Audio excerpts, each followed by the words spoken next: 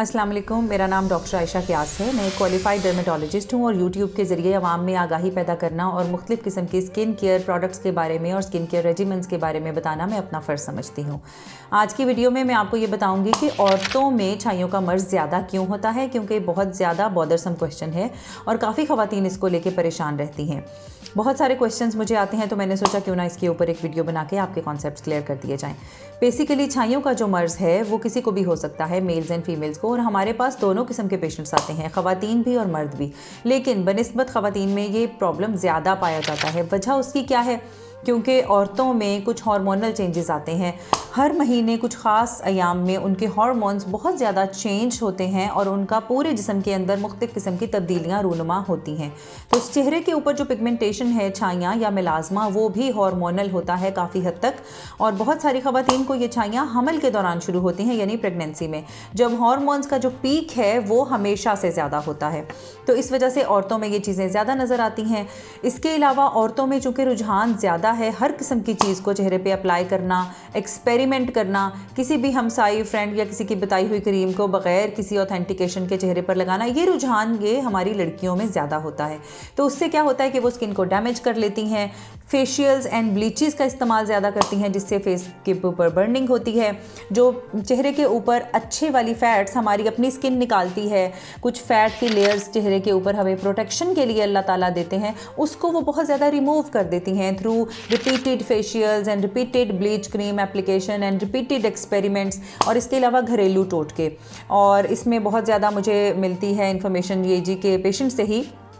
नीम का पानी लगाया, लेमन का पानी लगाया, बेसन लगाया, अंडा लगाया, दही लगाया, और कुछ दिन पहले एक बहुत ही गंदी चीज़ उन्होंने लगाई, वो तो मैं वीडियो में भी मेंशन नहीं करूँगी कि वो फेस पे क्या लगा लिया उस खातून ने। एनीवेज़, तो ये सारी चीज़ें लगा के ख़वातीन अपने चेहरे को वल्नरेबल कर देती हैं, यानी कि उसको किसी भी चीज़ की जो प्रॉब्लम है चेहरे के ऊपर पिगमेंटेशन की, वो ज़्यादा आएगी as compare to rest of the public. तो इसीलिए मर्दों की निस्बत औरतों में छाइयों का मर्ज़ ज़्यादा पाया जाता है।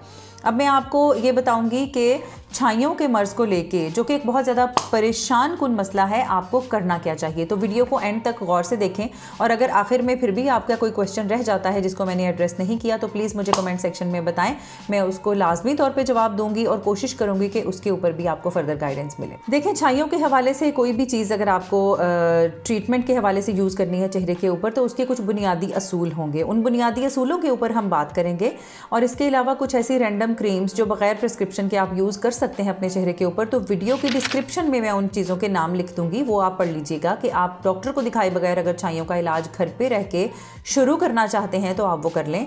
बहरहाल 1 से 2 महीने यूज़ करने के बाद लाजमी तौर पे आपको डॉक्टर को देखना चाहिए, क्योंकि ये एक पूरा प्लान है, 8 से 10 महीने का ट्रीटमेंट प्लान, जिसमें हम पहले क्रीम्स इस्तेमाल करते हैं, मे बी फिर हम कोई डिवाइसेस का ट्रीटमेंट करते हैं जैसे कि माइक्रो नीडलिंग वगैरह, and then may be we use some energy devices like laser वगैरह।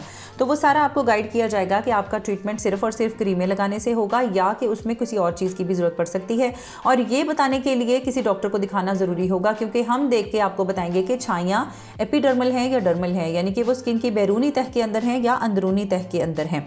अगर वो बैरूनी तह में है, एपिडर्मा मेलाज़मा है, तो you are very likely to get treatment, to get result within 2 to 3 months। And if it is dermal, that means कि ये थोड़ा डीप हो गया है, तो फिर इसके ट्रीटमेंट में थोड़ा टाइम लगेगा, और मे बी कि हमें कोई क्लिनिक में आपके प्रोसीजर्स भी करने पड़े। तो सबसे पहला प्रिंसिपल जो है वो मैं आपको बताऊंगी सनस्क्रीन का।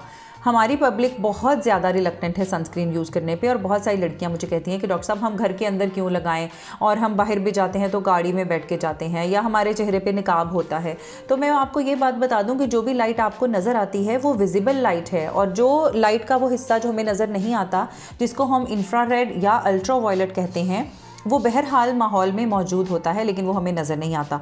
तो अगर धूप नहीं है, सूरज की लाइट भी नहीं है, ये एक क्लाउडी डे है, तो भी अल्ट्रा वायलेट लाइट वहाँ पे मौजूद है।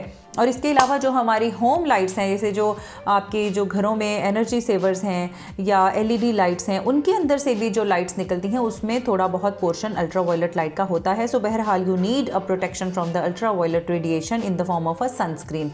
तो सनस्क्रीन एप्लीकेशन बहुत ज़रूरी है, और ये आपको ओवर द टाइम टाइम पता चल जाता है कि आपकी स्किन के ऊपर क्रीम सूटेबल है या लोशन सूटेबल है या जेल सूटेबल है या फिर आप पाउडर से खुश रहते हैं।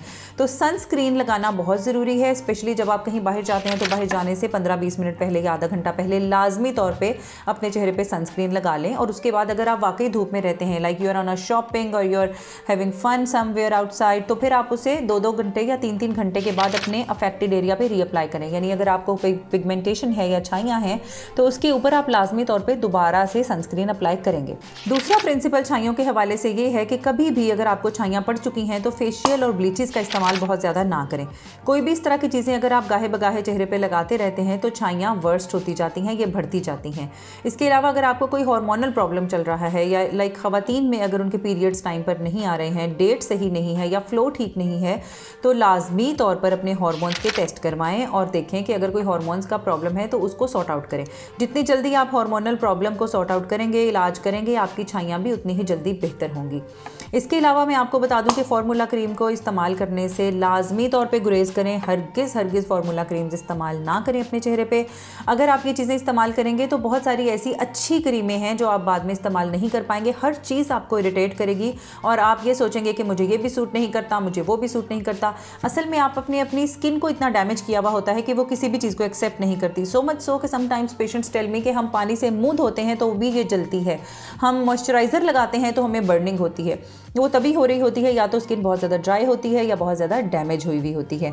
इसके अलावा मैं आपको एक और असूल बता दूं कि जब आप कुकिंग कर रही होती हैं, स्पेशली हमारी ख़वातीन जो हाउसवाइफ्स हैं, घरों में कुकिंग कर रही हैं, हीट के साथ उनका एक्सपोजर है, तो अगर आप समझती हैं आपका चेहरा बहुत ज़्यादा गर्म हो गया है, आप किचन में कोई आधे पौने घंटे से हैं, तो प्लीज़ थोड़ा सा टाइम आप निकालें, साइड पर हो जाएँ, ठंडे पानी के छींटे मारें, अपने आप को कूल डाउन करें। May be you should go to fan.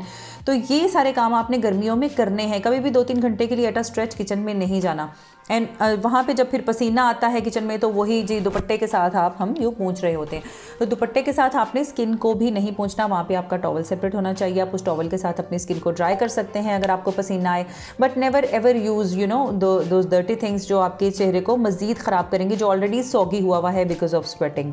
Once आपकी छाइयाँ बन गई हैं तो अब आपने ये नहीं करना कि आपको वाइटनिंग की तरफ जाना चाहिए। बहुत सारे पेशेंट्स हैं जो कहते हैं कि डॉक्टर साहब छाइयों का ट्रीटमेंट बाद में करेंगे, पहले मुझे कोई वाइटनिंग क्रीम दे दें। देखिए, whitening creams will not work, क्योंकि आपके चेहरे के वाइट होने के बीच में एक काली लेयर मौजूद है छाइयों की, तो पहले आपको इनको करेक्ट करना है। और अगर छाइयाँ करेक्ट हो जाती हैं, ठीक हो जाती हैं, तो ऑटोमेटिकली आपका कॉम्प्लेक्शन बेहतर हो जाएगा।